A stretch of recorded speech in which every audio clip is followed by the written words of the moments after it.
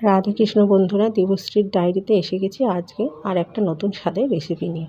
আমাদের ঘরে আমরা কম বেশি কাতলা মাছ খেয়ে থাকি। আজকে আপনাদের কাতলা মাছের একটা নতুন রেসিপি করে দেখাবো। তার জন্য আমি কাতলা মাছ নিয়ে নিলাম, তাতে সামান্য নুন ও হলুদ ভালো করে মাখিয়ে নিলাম। এই রেসিপিটি করতে আমাদের লাগছে একটা ছোট সাইজের পেঁয়াজ, টমেটো, আমি কাঁচা টমেটো ব্যবহার করেছি, আর সামান্য অর্ধেকটা পাকা টমেটো, কাঁচা লঙ্কা, কড়াইশুঁটি আর ক্যাপসিকাম পিস পিস করে কেটে নিয়েছি।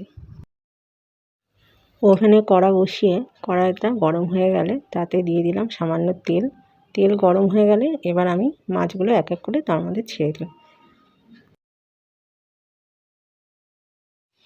মাছগুলো উল্টে পাল্টে লাল লাল করে ভেজে নিয়ে যে দেখলাম একটু লালচে কালার এসে গেছে, এবার আমি মাছগুলোকে কড়ার থেকে তুলে নিচ্ছি। আমি আমার চ্যানেলে সবসময় চেষ্টা করে থাকি ঘরে থাকা জিনিস দিয়ে স্বল্প সময়ে স্বল্প ব্যয়ে কিছু স্বাদের খাবার করে দেখানো। কড়ার থেকে মাছগুলো তোলার পরে সেই তেলে আমি দিয়ে দিলাম সামান্য কালো জিরা ফোড়ন। এরপর আমি আস্তে আস্তে দিচ্ছি পেঁয়াজ, কাঁচা টমেটো, পাকা টমেটো, কাঁচা লঙ্কা, কড়াইশুঁটিগুলো। এগুলো আমি আগে থেকে কেটে ধুয়ে রেখেছিলাম। আমি এই রেসিপিটি করার জন্য একটি বাটিতে সর্ষে ভিজিয়ে রেখেছি। সর্ষেটা আপনারা চেষ্টা করবেন একটু হালকা উষ্ণ গরম জলে ভেজানোর, তাতে খুব ভালো গ্রেভিটা হয়। এরপর আমি দিয়ে দিলাম পরিমাণ মতন হলুদ ও লবণ। তারপরে একটু নেড়েচেড়ে আমি যে সবজিগুলো দিয়েছিলাম সেগুলো একটু লাল লাল করে ভেজে নেব। খানিকক্ষণ ভাজার পর আমি এবার দিয়ে দিলাম সেই আমার আগের থেকে ভিজিয়ে রাখা সর্ষেটি। সেটি অনেকটাই ঘন হয়ে এসছে।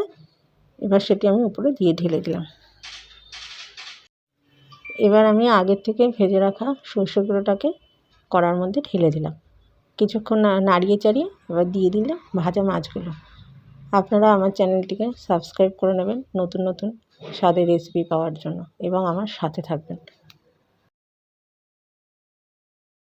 মিনিট 3 পর ফিরে এলাম।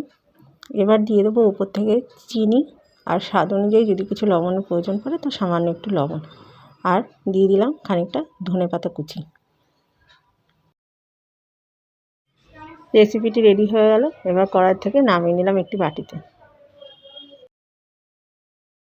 এবার দিয়ে দিলাম উপর থেকে 1 চামচ কাঁচা তেল। বাড়িতে বানিয়ে এটি অবশ্যই খাবেন এবং আমায় কমেন্টস করতে ভুলবেন না কেমন লাগলো।